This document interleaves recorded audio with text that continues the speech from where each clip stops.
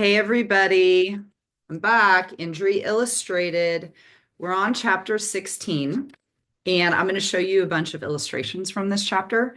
This is a great chapter that I highly suggest you reading. And I am going to read a paragraph from it, but I'm going to read the last paragraph because it is wildly applicable and important to what is going on now in our community and potentially in your cases.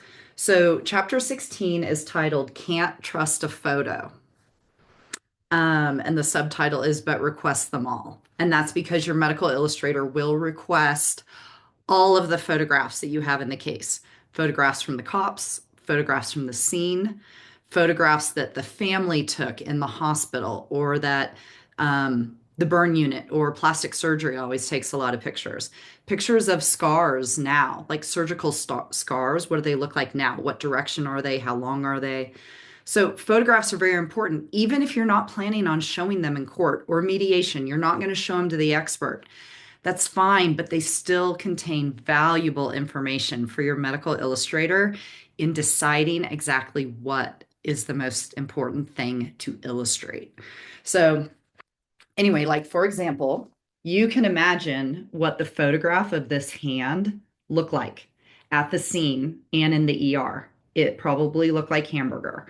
And that is why you illustrate it to clean it up, to make it didactic, to make it non-inflammatory, to take away the blood, to show the bones, to show the arteries, the nerves. Like, what are all the actual structures that were injured, that required surgery, that maybe are the proof of permanent disability now? You can see, obviously, there were some amputations as well. And then on the other page, there's some interesting things going on over here you want to read about. There's also this nice illustration. Talks about when and why to use the photographs, and the importance of the illustration. And then I'm also talking about other images that may come into the case. And so this is an image of these skulls in football helmets. This was probably something released about CTE and the NFL. There's a short story in here I'll summarize for you. So, a fellow medical illustrator, friend of mine, told me. So, this is the quote. Last week, I gave a presentation to a group of about 100 defense attorneys at a local conference. My topic was on how using high quality medical demonstratives can be cost effective. I took an informal survey, and only a handful of attendees had ever worked with a medical illustrator. I used this slide as part of my discussion on the qualifications of a CMI, a certified medical illustrator. She asked, "Does anyone know what is wrong with this image?" There was not a single look of recognition, and no hands went up. When I told them that the brains were backwards, there were a few embarrassed gasps.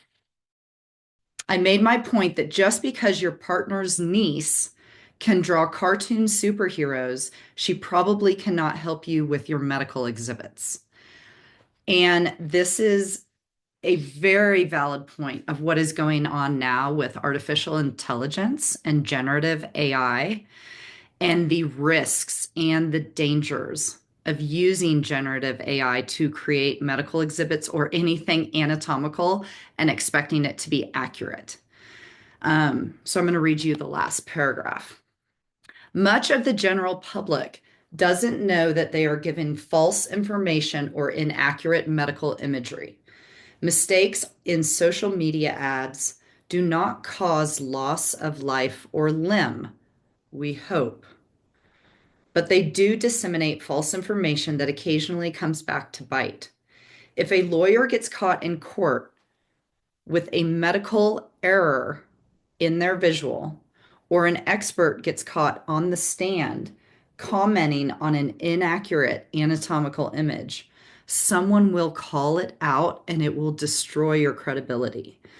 So please just beware and understand the risks of using generative AI to create anatomy, especially if you're expecting anything to be specific to your client and their medical record.